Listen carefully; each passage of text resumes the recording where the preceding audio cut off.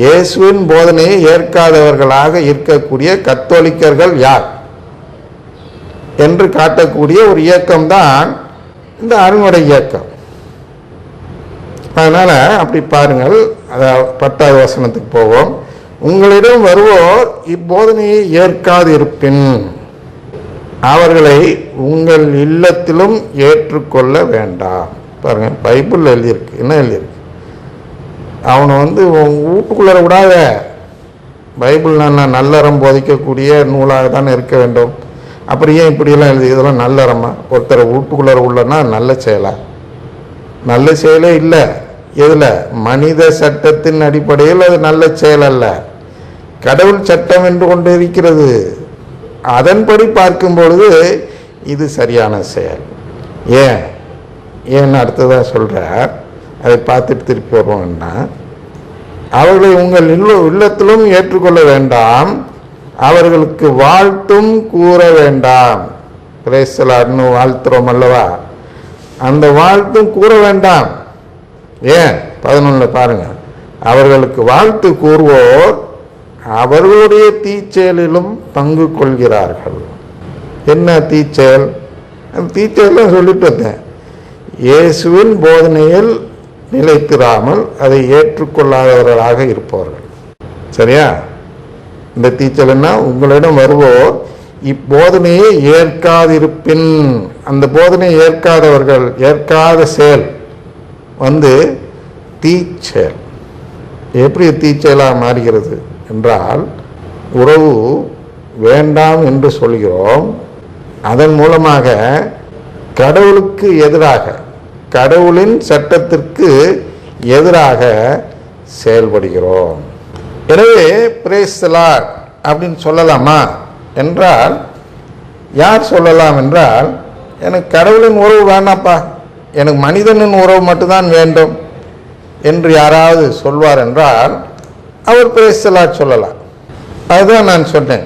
இங்கே லூக்கு 14:26-27 காட்டினேன் என்றால், அவர் என்ன சொல்றார்? என்னிடம் வருபவர் தம் தந்தை, தாய், மனைவி, பிள்ளைகள், சகோதர சகோதரிகள் ஆகியோரையும் ஏன் தம் உயிரையுமே என்னை விட மேலாக கருதினால் அவர் என் சீடராய் இருக்க முடியாது.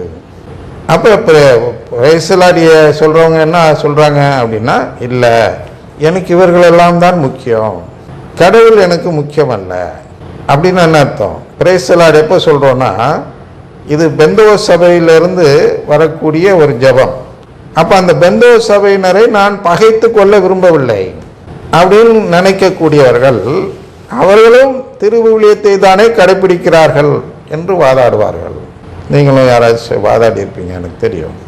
அவர்களும் திருவிவிலியத்தை தானே கடைபிடிக்கிறார்கள் என்று யாராவது சொன்னால் அவர்களெல்லாம் இந்த கடவுள் தரக்கூடிய ஃபிலியல் அடாப்ஷன் முறையை ஏற்காதவர்கள் அல்லது நம்பாதவர்கள் என்று பொருள்.